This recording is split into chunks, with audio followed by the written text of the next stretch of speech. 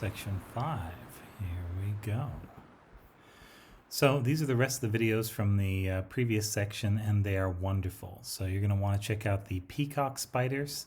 They actually have a mating dance, and it's a different mating dance for every species. And they have these special panels on their abdomen that they open out for extra special dancing. Look, you just got to check it out.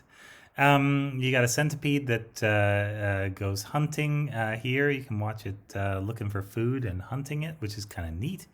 Look for those little venomous fangs in there.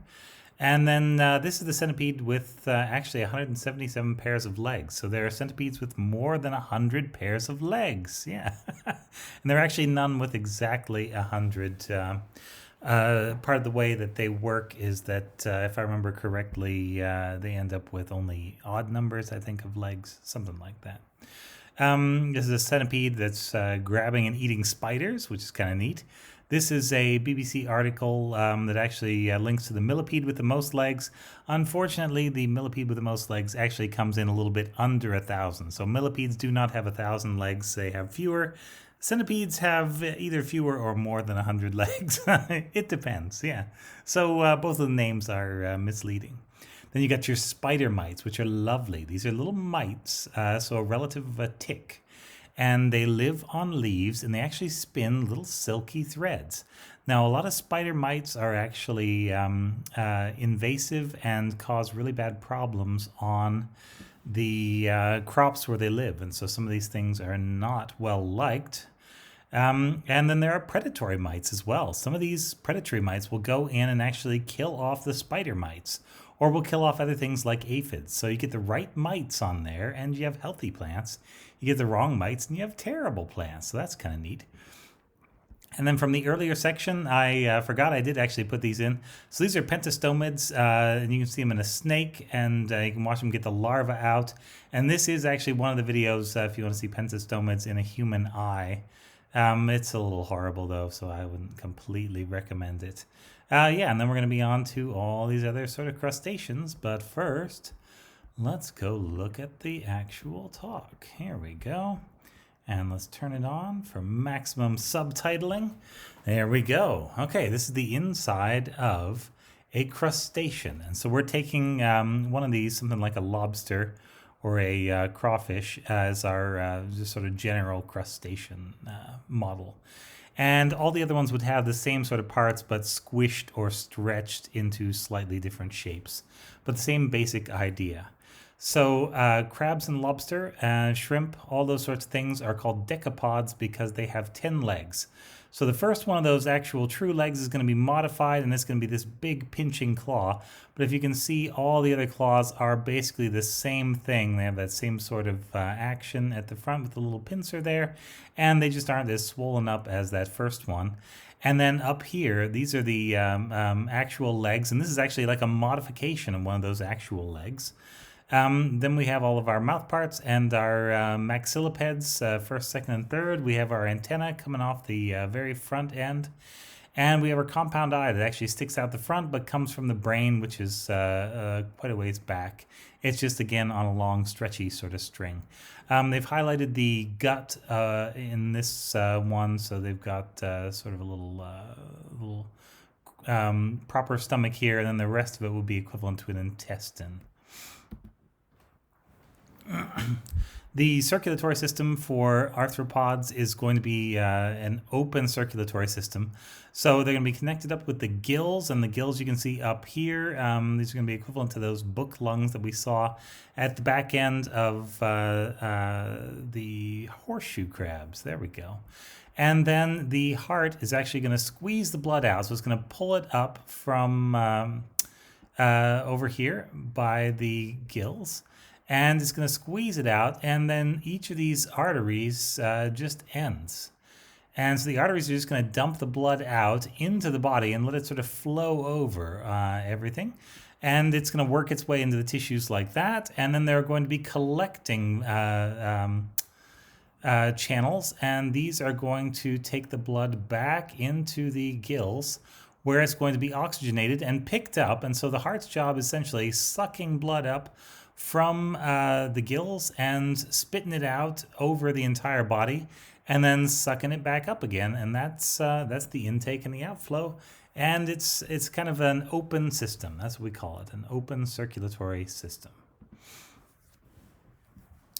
Now, all of these crustaceans, in fact, all these arthropods are in the nephrozoa for sure.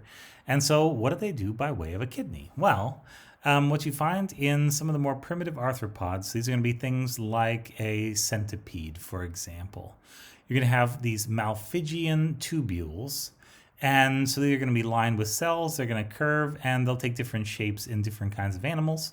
But what they do is these are kind of attached to the gut, and these are out in amongst the blood and tissues, and they are osmotically regulating the blood. So they're pulling out excess salts or metabolites, and they're spitting it into here so that it will then flow down into the rest of the intestine, and it'll actually be mixed in with the feces, and it'll go out the rectum.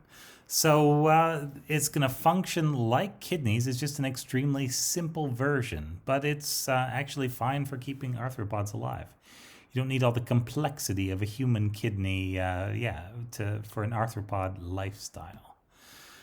So these are some of the best crustaceans that are out there. These are all decapod crustaceans, and look at all the different sizes and shapes, and aren't they neat? Yeah.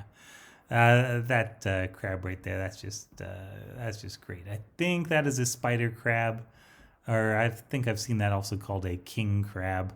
But those are enormous in person. They are, let's see, the ones I've seen had the legs folded in under them, but they were probably 4 feet across, and they were supposed to be just little young ones. I think they get much older and much bigger than that. So giant crab, really cool. This is a close-up look of, you've got the antenna there, and they are coming off that first segment. You've got some of these modified legs, which are going to serve as different mouth parts up here. And then look at that eye. I think the eye is really neat. So in spiders, they're just going to have 2 big eyes, and they're each going to have a little retina at the back. If I understand it correctly, each one of these is going to have its own little retina. It's like a separate little chamber that's divided off.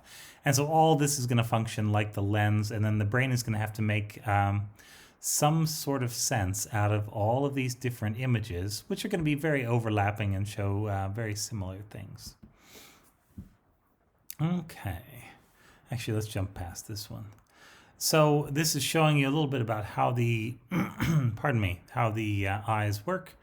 So you've got all these different little lenses there, and the lenses are going to focus on different parts. And so you're going to have your little pigment patch here. And so the light that's coming straight in is going to come right in, and the light that's coming in from the side is mostly going to get blocked by that pigment. At least in dark adapted creatures, they're going to have less pigment, so a little bit of extra light will come in from the side.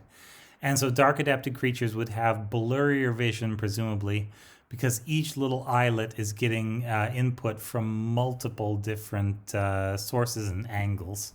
But in the more light adapted ones, the ones we would see out in the daytime anyway, they are just funneling in all the light from one particular lens, and they've got nice little pigment walls that are really solid, and those are going to keep the light that's coming in from any of the other lenses from going into these particular retinal cells. And so, yeah, each little lens has something like the structure of a little eye on the back of it. And so, yeah, they can have hundreds or even thousands of little tiny eyes that make up together what we call a compound eye. And that's going to be very common. Very common. So let's see. Shown here, these are the back end of a spider. You actually have that little spinneret. And, oh yeah, that's the poison gland and fang. Okay, fine. That's presumably the front end of a spider. There's a little spider web, so that's neat. These are some other decapods. They don't all look the same. Yeah, they don't all look the same. So you've got a bunch of different things. So one of these you would see under a rock, and you may already have in your collection. And yeah, there's all other kinds of interesting shapes, but they're all crustaceans. This is another version of a lens. So in cases where you had just a sort of a single eye in one of these, you'd have a little cornea that's made up of cells, very much as in ours. And then you'd have a lens, which is also made up of cells, but which are mostly clear. You're going to have a pigment layer here, here, and around the back. And that's going to block out any light. And then you're going to have another little lens inside, so multiple lensing. And then, then you have a little reflector at the back. Okay.